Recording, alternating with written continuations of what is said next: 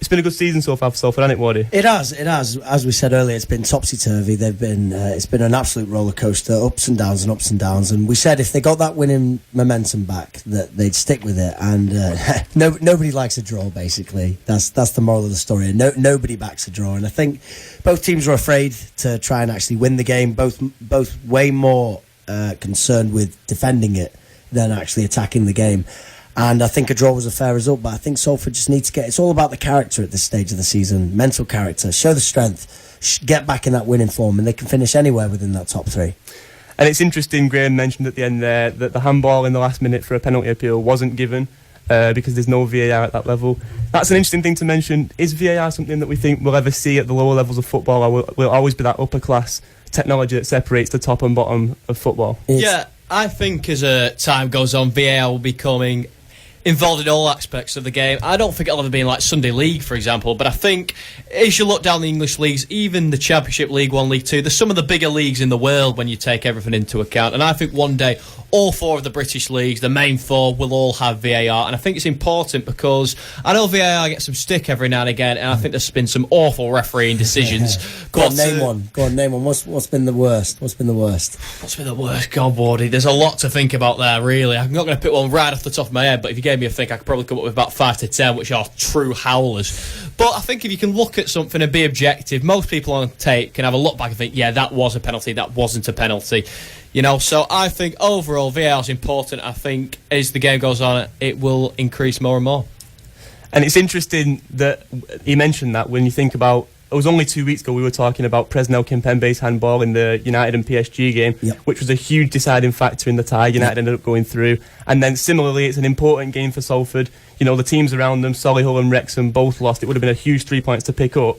And it's sort of taken away from them by a wrong decision from the referee. Absolutely, and I think we've chatted about this before, where football is very much a business, and it is becoming pay to win. It would seem like the teams who have all the sponsorship and all the deals, they get the best players and ultimately the better team and ultimately more trophies.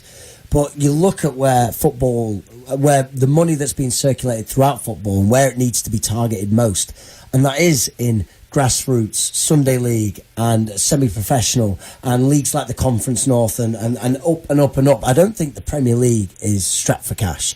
I don't think it's checking behind the couch for any old fivers that they didn't deposit into the bank. I think what we do need here is a focus on the actual distribution of the money that football gets in every day. And I think if we do that, then we will see things like VAR and better grounds and facilities and more resources towards these smaller teams like Salford, who need it the most. Yeah, definitely. And they've got Harrogate away tomorrow, a huge game. Harrogate only 2 places behind in 6th. Yep. We're pushing towards the end of the season now. You've got like 7 games left. It's important to be picking up as many points as you can to secure playoff positions, to get as high up as you can, to make the playoffs easier. Is it a winnable game, and do we think Salford are going to finish as high as possible and finish strongly even after a draw that they probably should have won in a game they probably should have won? Yeah, I think so. Salford, as James Ward said earlier on, they've had a topsy-turvy season, haven't they? Some really bad downs, but also some brilliant ups. And I think before this draw, they were putting a real good run of form together. And I think now it's time to see the rest of the season out. They're gunning for automatic promotion. I truly believe they'll get it. Yeah. It's not an easy fixture away at Harrogate, but I definitely think it's one they can win. Yeah, I think we've got to have high hopes for the rest of the season now, don't we? I think we've been really impressed throughout. I know it's been a bit of a roller coaster, like I said earlier, but I think we've got to have faith in Salford now. I think if they just win their remaining games, see out the season, like you said, then they're absolutely looking for automatic promotion. Absolutely. And other big football news: we've got England have played 2 games, 2 5-1 wins, 2 big wins. This England team is starting to look really bright. Some young talent: Jadon Sancho, Callum Hudson-Odoi, Raheem Sterling is in the form of his life. Are we all excited for England, and we think they can go far? Absolutely. I think it's a joy to watch England at the minute, and I think people have been missing that and looking for that for quite some time. I think it's cool to be an England player now. Do you know what I mean? Do you remember when we had Lampard and Gerrard and people like that, and people not sitting at the same tables at training at lunch and stuff because of their club rivalries? Not anymore. I think we can all agree we love to see the youth play. We love how much faith Gareth Southgate has got in his youth players. I think that's one of his best attributes, and I think that's why England will go far. I think they've got a relatively easy group. I know there's no easy games, but I think the most poignant issue from that game, and the one I want to talk about the most, it's got to be the racism towards Raheem Sterling. Like, what a joke, man! But what a testament to his character, the way he dealt with it. I mean, he's done interviews with BBC this morning. Like, the way he dealt with it was superb, I thought. What did you think, James? I thought it was brilliant. Yeah, well, I don't think there's a player in English football who gets targeted more by the media than Raheem Sterling, and I think every single time he gets targeted, he pounces back, and I think he puts on brilliant displays. I think if you're not seeing Raheem Sterling as a fantastic player, you don't really know football. And as you said, the way he dealt with it was commendable. It absolutely was. He scored some goals for England, which are perfect, obviously. And then I think he posted a statement out on Twitter. That's the way to silence the haters, I mean racists. Those people want him to lose. They're praying for his downfall, and that's not what Raheem's going to do. And I don't want people to underestimate the amount of mental strength that takes. He's a courageous man, and I think if you're a young black footballer growing up and you've got a role model like Raheem Sterling, that can only be a good thing. Absolutely. Of course. It's a massive shame for something like that to happen. You know, you want to focus on the football. It's a great result for England.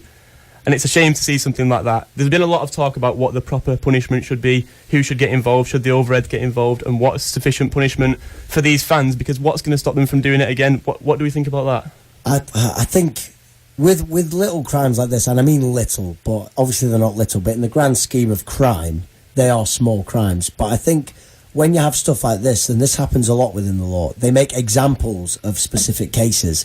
So say if they targeted them fans, the Montenegrin fans, for being racist, and they actually gave them jail time. They didn't say no banning of the stadiums, no little fine, nothing, no community service. They actually served some jail time, like the guy who hit Jack Grealish in the Birmingham derby. You need to see these examples being made, otherwise people won't learn.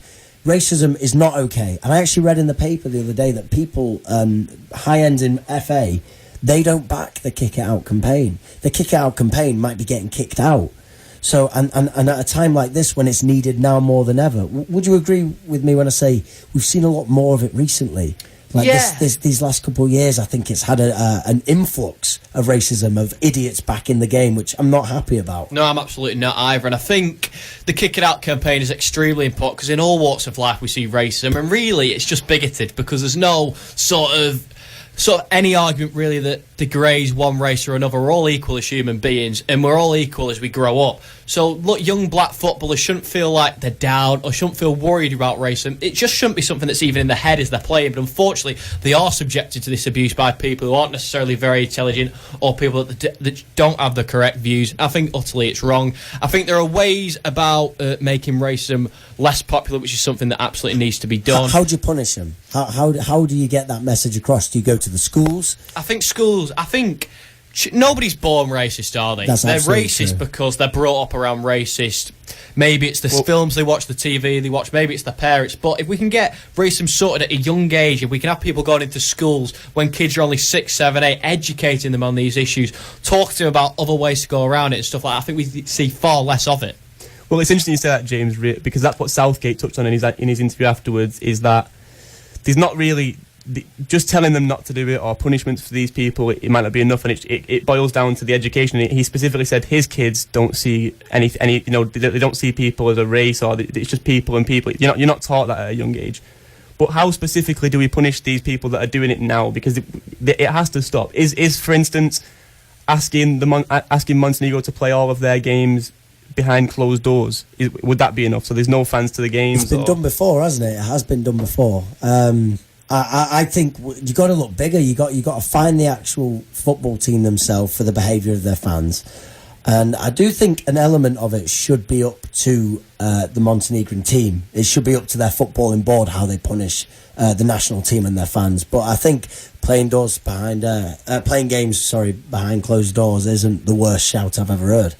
It might teach them a lesson, but I don't know. It's hard. That's why I say jail time, because people don't listen until it's far too late. Do you know what I mean? Like they won't they won't get the message until you've absolutely drilled it into them. Yeah, and hear an argument that obviously there are lots of areas of Eastern Europe where people are extremely racist, but I don't think that's an excuse, because if we look back to, say, England 60, 70 years ago, how much homophobia was there, which is now being eradicated from society, as well as racism, as well as sexism, as a culture we're changing. So if you think that can't be done in other countries, then I think you're wrong. I think this can be done in Montenegro and other countries like like the Ukraine where racism happens so regularly. I think this is so different to normal culture, though, because this is football culture. Do you know what I mean? And like when you're at a football game, there's the absolute tribal, primal, like clan against clan, my people against your people warfare. You wear their colours, you wear your team's colours, they wear theirs, and you go to war with each other. And I think that has an element of racism in football. I don't know about you, but when I was in school, if the kids were making loads of noise, the teacher would say, "This isn't a football game." Yeah, Do you know what I mean? The football game is the place to be an animal. You are there with your tribe, with your clan in these Stone Age days, and that, I think that's what brings out the monster, the racism in people, because of the testosterone, like the adrenaline, the absolute primal sense of warfare. I think that's what brings it out, and I don't think you can get rid of that in football, because I also think it's one of its best qualities. Yeah, I think to a certain extent, obviously it's brilliant to support your team, and we've all been passionate, whether it be on an away game or a home game. We're excited when our team scores, but I think it's important to channel that in the right way, to celebrate your team and not necessarily hate another team. And if that's just rivalry, then that's okay, but it goes back also to fighting at football and all that sort of stuff, which ruins it for real fans. I believe you're getting in a scrap at football, you're not a proper fan, and you've got priorities that aren't necessarily the right ones. I think we need to eradicate all sorts of animalistic sides of football. That needs to go. We need to focus on the purity of the game. Yeah, it's a real shame, and it's interesting to see what actions are taken and if it's properly if there's proper consequences from the incident. Move on to something a bit more light-hearted. Go ahead. Onto club football rather than international, which I think we'll all be happy about. I don't know if you've been enjoying the international break. I actually have, That's why I'm saying it's cool to support England now, because I've actually not hated the international break, which is something I thought I'd never say. I think Harry Redknapp said a while ago, I can't remember if it was on Match of the Day or what programme it was, but he says he's always disappointed when the international break comes around because we don't play well together. As James Ward said, there was no chemistry in the team, but now for what Gareth Southgate's done, all these young players together, we're all excited. So whether it's club football, international football, we're always all excited about the game. Well, I'm of the opposite. I am still completely bored by the international break, and I'll wait until we win something to change my mind. But there's been some big United transfer news recently. We've been linked with two young English talents, Jadon Sancho and Callum Hudson-Odoi. Is it interesting to see United's transfer strategy potentially changing, because they've recently signed players like, Sanchez, Di Maria, Falcao, who are ready-made, older, already world-class players, and it's not worked out whatsoever. So is it exciting and interesting to see United's strategy change into some younger players, some more potential? Like I said with Southgate, it's absolutely beautiful to see people believing in youth. And if that means that Manchester United do it again through youth, but buy them in instead of growing their own, then I think it's for the better. I think it was foolish buying ready-made players. I think we could all agree that Sanchez was just a terrible signing, and it's just proven to be. And within a couple of years, he'll be gone. And I think there's always time with youth. If it doesn't work the first season, there's always next one. What do Manchester United do if Alexis Sanchez doesn't work this season, which we haven't got much of it left, and he hasn't? Like, with youth, there's always that time. You've always got the potential there to get better. And I think when you make decisions like going with these younger players, especially like we were just talking about, English younger players like Jadon Sancho and Callum Hudson-Odoi, like looking at these players, they will grow into be the future for the England football team. And they need first team football in the Premier League to get that. And if it's at Manchester United, so be it. Yeah, I think looking at Sancho, we can all tell he's a future superstar, can't we? He's absolutely brilliant, and it's fantastic to see him doing so well. Manchester United have always been so famous for bringing in that youth, as you say, and the older players, sometimes they don't take to the Premier League. How many flops have Manchester United had over the years with the likes of Falcao and Di Maria, world-class players who just haven't quite performed for Manchester United? It's the youth that have always done a job for us. We're so famous for that era with Paul Scholes, Gary Neville, Ryan Giggs, Nicky Butt, etc. I think bringing in youth is extremely important. As James said, no matter how badly the first season may go or the second season, there's always the future, and I think that's perfect for Manchester United to breed players through. Yeah, well, Callum Hudson-Odoi is someone that, Bayern Munich were heavily linked with, other big clubs from around the world were heavily linked with in January. I don't see Chelsea wanting to sell him to United, to a direct rival, and if they did, it would obviously be at a huge fee, similarly to Jadon Sancho, where the rumoured fees are something like 70 to 100 million that's being reported. Is it still worthwhile bringing in these talented youth players if it's at such huge costs? First of all, this is Chelsea we're dealing with, and their financial history is dodgy at best. Like they will pay. That's why there's no great youth players that come through the Chelsea team and actually last there, because there's no first team football, because every player is expendable. When you're Chelsea, you see every player is expendable. You can see, you'll get this player in, Fernando Torres, let's say, ready-made player like we were discussing earlier, and if he doesn't work out, well, then we'll just buy another. They've had it so many occasions. I mean, look at, like, I don't know, De Bruyne, Mohamed Salah, Sturridge, Lukaku, all great players that could have done it, Torres, that could have done it at Chelsea, but didn't quite.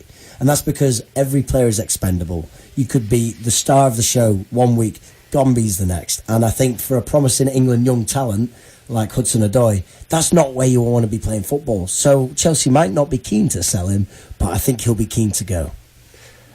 Is realistically United somewhere where these young players are going to want to go to? With, you know, just having Mourinho's just gone, a lot of youth players missed out on chances, a lot of youth players had just left who were potentially quite excited about. You know, I'm thinking of specific ones, Callum Borthwick-Jackson, Tyler Blackett, for instance. Is United somewhere where these youth players are going to want to go? And is there any chance at all that Chelsea would sell to a direct rival like United, James? First things first, I think Manchester United, I think it's a place where young talent will want to go. Under Jose Mourinho, the club was just dead almost. Under Ole Gunnar Solskjaer, there's this new breed of life. And as I said, Manchester United are so used to bringing in that youth. And Ole Gunnar Solskjaer was at the club when there was so much youth coming through. I think the youth will be interested in coming to Manchester United. And I think it's a real place where they can make their names. We're looking at the likes of Sancho. And I think he'll be looking at Manchester United and thinking, it's still the biggest club in the world. It's still a place I'd like to play my football. As for Chelsea, would they sell to a direct rival? Potentially. A lot of the Premier League clubs have done that in the past, and I think it's possible. Absolutely. That's our football talk for the day. Up next, we're going to be talking all about the darts.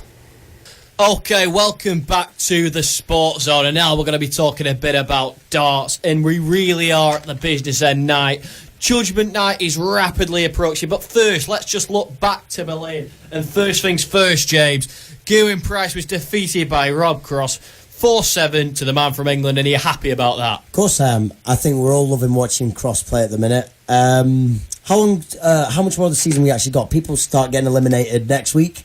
Yeah, this week. Start on Thursday. Yeah. Thursday. I think, and Cross has looked good, consistent, very, very consistent. I don't take joy in watching people lose. But you're doing this again. But if I did, it would be to Gerwyn Price. I think he's had a bit of a shocker. I think, what's that, 3 losses on the bounce? I don't think he's looking great. Yeah, anyway, Matt, James Wade, Peter Wright, 6-6. Wright threw away an early lead, but it was ultimately him who sort of came back into the game. He was 5-2 up. It ended 6-5 to James Wade, and then at the last, Peter Wright made it a draw. If you were Peter Wright, would you be happy or sad with that result? It's tough to say, really. If you were playing James Wade as of 2 weeks ago, I think you'd have to be happy with that when he was in dynamite form. The James Wade of now, after his tough result last week as well, I think Wright might be a bit disappointed. He might have felt like it was an opportunity to pick up 2 points. But Wade and Wright are two players who have just had a recent spell later on in the season of great form and have really given themselves a chance to push for to be there in the second and the third stage, and on finals night as well. So I think a point for both of them it's not the end of the world. But I think Wright will probably be a bit disappointed that he didn't win. Well, Wardy, the shock of the night absolutely had to be Daryl Gurney turning over Michael Van Gerwen 7-5, and it was certainly a shocker, wasn't it? It was a shocker. I mean, we're used to a certain level of class with Van Gerwen, aren't we? And we just didn't see it. What do you think it was? Do you think it because he didn't play well at all? I think he kind of just accepted defeat quite early on. What did you make of it? Yeah, and it's bizarre. You often don't see that from Michael Van Gerwen. Rolled over, very much rolled over. Very rarely that happens. I mean, players when they're playing Michael sort of seem to get a bit. I think he gets in the head. You see this man, you hear Seven Nation Army playing as he walks towards the hockey, and I think players are just intimidated by him. If you stick to your game, I think Michael Van Gerwen is beatable. Don't get me wrong, he's definitely the best player on the planet, but it's not an impossible ask. And if you are firing ahead, and if you remain confident, I think that gets him the Green Machine's head a bit. Go on, you go. It's not the first time MVG's been beat this season. He was beat by Wade as well, and Cross has been so unbelievably consistent and been so good for the last 4 weeks. But then again, Van Gerwen absolutely demolished Cross. So who do we think at this stage is the favourite now? Because Van Gerwen's obviously the number one player in the world and the one that you would back, but Cross has been so good. Can you dispute him? I think you've just named the final. I think if we don't get shock results, a couple of upsets, which is always a chance. There's always a chance of these upsets. But I think you just named our final. I would love to see Wade there. And even a bit more preposterously, I would love to see Barney in there. But that's just not going to happen. But no, I think the final will be Cross and Van Gogh, and what it usually comes down to, who brings it on the night. And we're moving on, Matt. Mensah Suljovic defeated Michael Smith 7-2. And it's a bit role reversal for these two. Last year, Mensah Suljovic was relegated, and now he finds himself in a playoff position. Michael Smith last year was the runner-up, and now he's on the cusp of getting relegated. How do you feel about that? I think it's been a really bad year for Michael Smith, to be honest with you. He's been inconsistent week in, week out. He's been average at best. And he's at a serious risk now of being the first one to go on Thursday next week. He's got Gerwin Price and James Wade are his last two games. He's only a point in front of Van Barneveld, who picked up his first win and might be feeling a bit of momentum, might be feeling a bit confident. So I think Smith is in a rocky place at the minute, and Suljovic has really impressed me as of late. And, you never know what could happen. Suljovic might be there at the end as well, you don't know. Yeah, absolutely. I wouldn't be shocked if he ended up at the O2, I really wouldn't. Anyway, last game of the night, and it's a touchy one for us all. We all love a bit of magic in sport, and Raymond Van Barneveld might just get that magic. He got his first victory on the board against the German Max Hopp, who of course was this week's contender. He defeated him 7-3. Mathematically now, coming into the final two games before Judgment Night, Raymond Van Barneveld isn't officially out of this competition. He can continue on if he's to win on Wednesday or Thursday. James, do you believe he can? Oh, what a silly question. Of course he can. We got to believe. And I do believe that he can do it. I absolutely back him. I think we saw a start of the magic on Thursday, but I think we're going to get the rest of the spell. I genuinely do. This is his farewell tour. We think he's going to end it after. I think this is the goodbye, and he'll be fine. Have faith, my mate. Right, usually Judgment Night is just one night, but we've got two back-to-back this week on Wednesday and Thursday, as there's a double header out in Rotterdam. The Orange Army will most certainly be out for Raymond Van Barneveld, and he always seems to put on brilliant performances in front of his home crowd. Darts is a sport that's been so popular in England over the years, but it's unbelievable to see just how big it can be in other countries. It's massive out in the Netherlands, and Matt, that's only a good thing for the sport. Yeah, absolutely, and I think it's fairy tale, really, isn't it? It's set up so perfectly with Barney going back to his home country, playing in front of his crowd, for a chance to keep himself in the Premier League for even longer. It's set up as a fairy tale, and it's unbelievable that he was able to win last week. Do we think Barney will stay in the Premier League after next week? Or? 100%. I hope so. I mean, if you look at the table, you've got Cross in first place, MVG in second, Wade in third, fourth is Suljovic, fifth Wright, sixth Price, seventh Gurney, and then at the bottom there, in eighth place, you've got Michael Smith. He's on 5 points. In ninth place is Barney on 4. Mathematically, it's still possible, and I think he's got fixtures against Daryl Gurney, which is definitely winnable, and then against Michael Van Gerwen, but he always seems to pull out the big results when he plays his countrymen. I'm going to go out on a limb and say Raymond Van Barneveld survives. Is that coming from a place of hope? It's coming from your heart, my friend. It's coming from the heart, as you say, Wardy. I love Raymond Van Barneveld, and his final Premier League, I think, let's be honest, I don't think we see him winning the whole thing, but I think we'd all like to see him at least survive past Judgment Night. At least. What would you go as if we were going to the darts tomorrow? What would be your fancy costume? I'd dress up as Raymond Van Barneveld. That's a good one. No, don't know. Something Star Wars theme, big Star Wars fan. Yeah. Boba Fett, favourite character. That could be an option. I love Boba Fett. Expensive costume. I mean, you could get a cheap one. You could get like a. Oh no, we're going for the full shebang here, James. Yeah. I'm not messing about. Yeah. I want a proper outfit. A functioning jetpack. And I'll be riding around the O2 Arena on that. Anyway, James, what would you go as? Ooh, I don't know. I need a short friend to be my R2D2, and I'll do C3PO. So you and a midget. I need a midget. You're going to have to hire a midget out. But anyway, Matt, I don't know if you can hire out midgets, but anyway, Matt, what would you go as? Have we seen the film Semi-Pro? The Will Ferrell film Semi-Pro? The basketball film? Oh, actually, I have, yeah. That'd be me, the Flint Tropics, the full basketball jersey with the funny little shorts. I'd go with that to the darts, to be honest with you. It's an expensive do, the darts. Oh, it absolutely is. I went to the Echo last year. Being honest, you're watching on a screen, but you can't really replace that atmosphere. Yeah, it's somewhat complete. Like, I love to see like the different kinds of atmospheres you experience at different sporting events. Absolutely, yeah. Darts is very unique, very unique. Absolutely. It's just a nice night for people to get together and have a good time. You don't have the sort of if you go to a football match, there's potential violence. If you go to a boxing match, it can kick off in the crowd. That doesn't happen so much at darts. It's a lovely sort of community sport, and I think we all love it.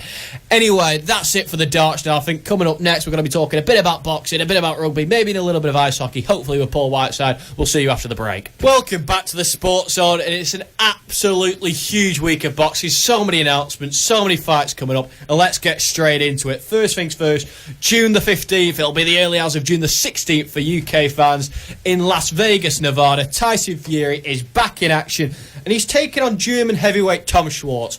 He's an undefeated man. He's 6'6", but there isn't too many names on the resume that you'd recognise. Wardy, are you happy with this fight, or is it one that you're a bit disappointed by?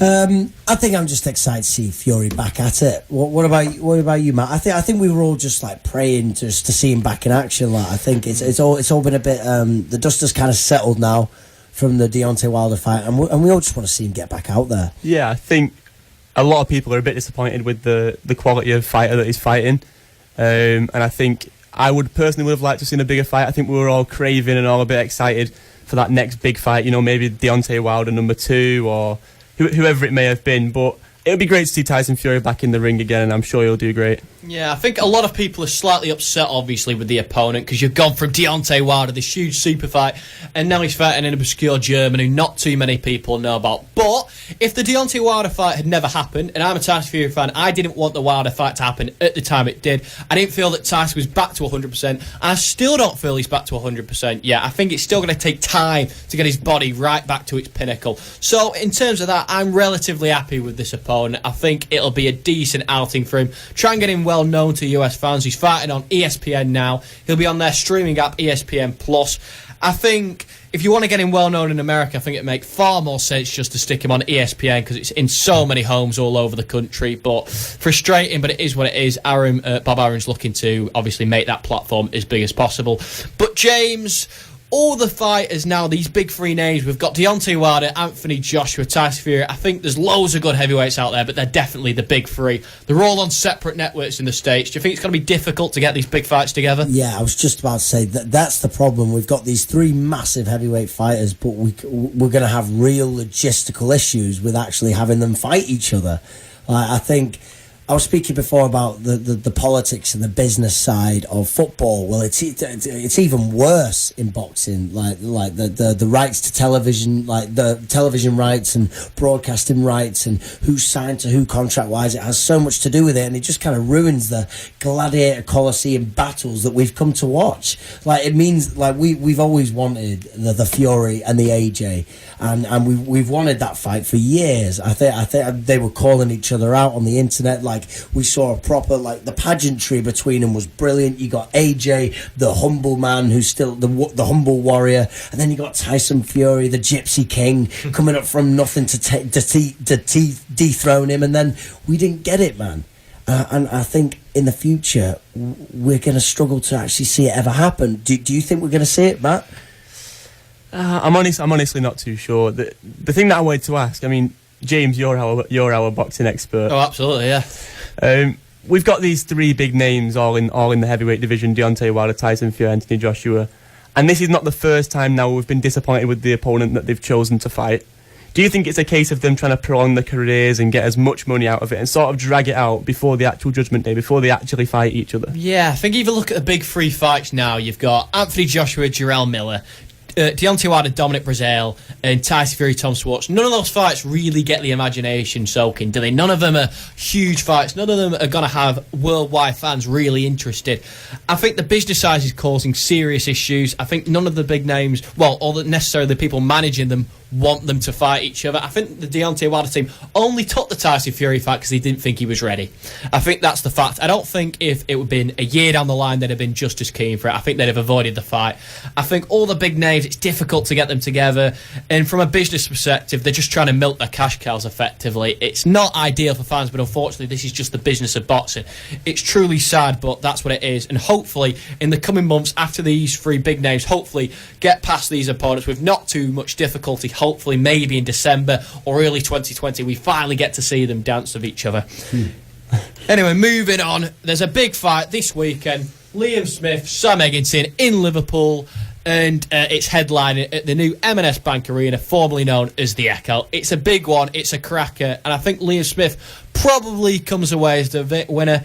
I think a lot of people wanted Liam to be in with a world-level opponent. Sam Egerton is that European, British level. Maybe he'll offer some problems, but I think Liam Smith probably comes through that one. I think he's the higher-level operator. But Egerton's always an entertaining fight, so hopefully it'll be a good night.